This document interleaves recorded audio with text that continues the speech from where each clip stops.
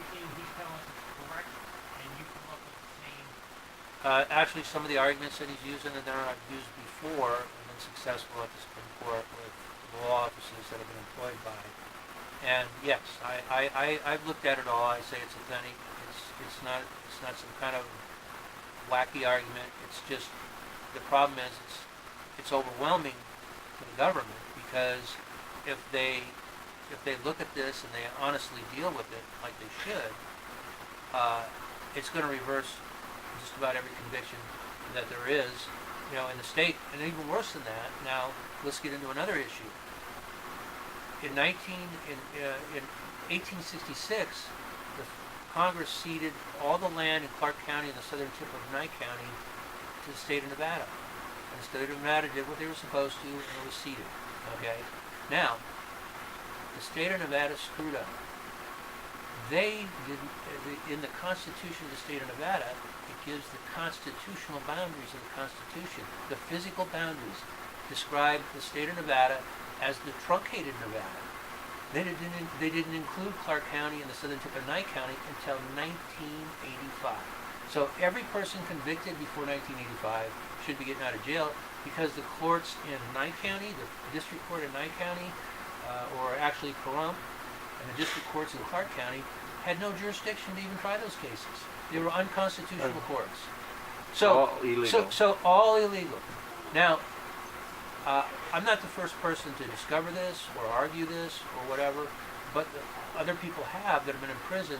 And what happened is the Supreme Court denied their writ, and then they were immediately released on parole and told to leave the state, or you're going to end up probably getting hurt. Now they tell you ignorance is no excuse to not know the law. We know the law, and I'm telling you, the law has a big problem. The state has a major league problem. They could destroy it. Well, Bankrupt the state. Well, we're going to have to go back to common law, wouldn't you say, Ross? And then we're going to have to look Well, at we still have- generating Nevada advanced statute for the 21st century. we still have common law here, and that the problem is the Supreme Court doesn't care. Nevada Revised Statute 1.030 says the common law of England shall be the rule of all the courts in the state of Nevada, except where it's in conflict with the statute or the Nevada Constitution or the U.S. Constitution. Well, then you got to go back to the paramount law, which is the Constitution. Right. So the issue though is, for instance, on a case that I worked on had to do with the Craig Titus murder case, which was recently on TV. One of the people that was collaterally involved with that in a separate trial for murder for hire case that I worked on, that individual, one of the jurors were interviewed after the trial, and one of the jurors said he heard every word that was uttered at the defense table between the attorney and his client. And what? How did that happen? Well, he told the court that he had a hearing problem, so they gave him those hearing things for hearing impaired. Well, what they didn't tell, what they never told any defense attorneys is that the microphone on their table Doesn't shut off. it does, but they didn't tell him it shut off. They didn't tell him that there was a pause button on it or a silence button on it. So the district attorney's office can listen to any trial from their offices upstairs. They sit there and listen to every word for every trial uttered at the defense table. They know their whole strategy. They're listening to them, telling them what they're going to do, talking to their clients. Corrupt. Every single It's word very they corrupt. listened, every single word they said was being listened to by the district attorney's office.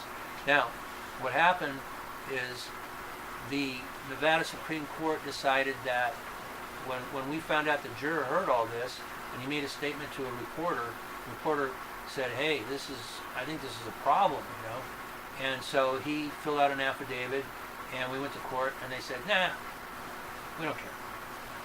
So Douglas Herndon said he didn't care.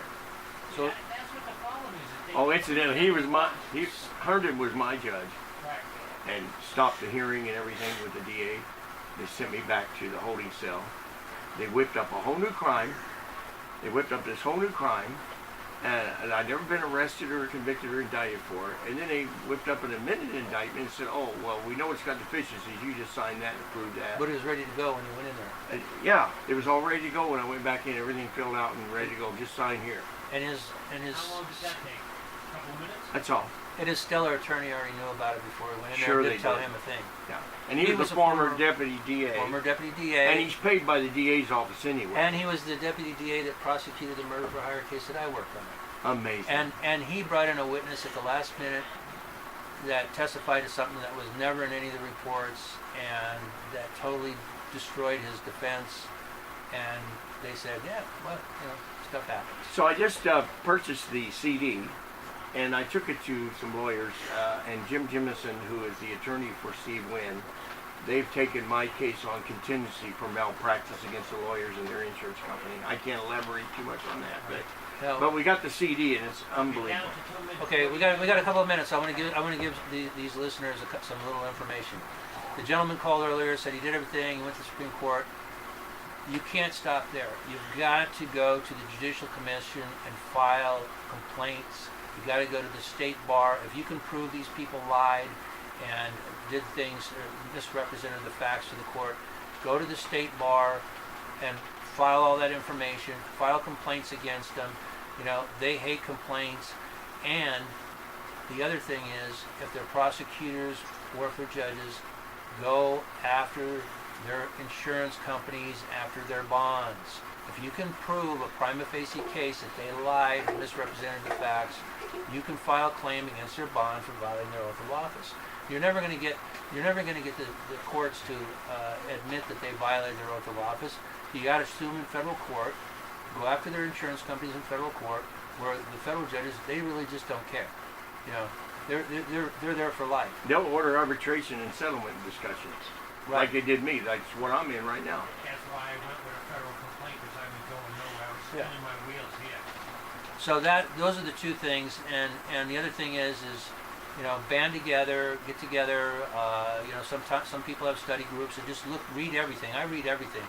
I read I read stuff from radical groups to just to people that are against radical groups. I read all the stuff. I read everything because. Strategy. Well, no, it's information. It's just information. It doesn't, unless you're, predisposed because of, you're involved in some kind of group or something that's supposedly predisposed. Most of those are, by the way, are run by government agents, and what they're doing is they're just rounding up the people, trying to get them together so they can identify them. You know what I'm saying? That's what they did at the Bundy Ranch. I think Ross and I are going to be a whirlwind to deal with. That's good. So. You'll be needed. So we're going to be doing some good work here, and who knows in the future if Gary can get some wheels rolling here pretty good. We might set up some kind of groups or funds, or maybe even end up setting up some kind of a 501c3 where we can come to the aid of some of these people. I think there's one already established. All we got to do is tap into it, right? We're going to go right after we get out of here. Yeah. Ross, please come back. Okay, we're down to a couple of seconds here. I want you to come back. You're a world of knowledge, and the people in Toronto really need guys like you because they're being persecuted here every day. I thank my listeners for listening, and we'll be back next week.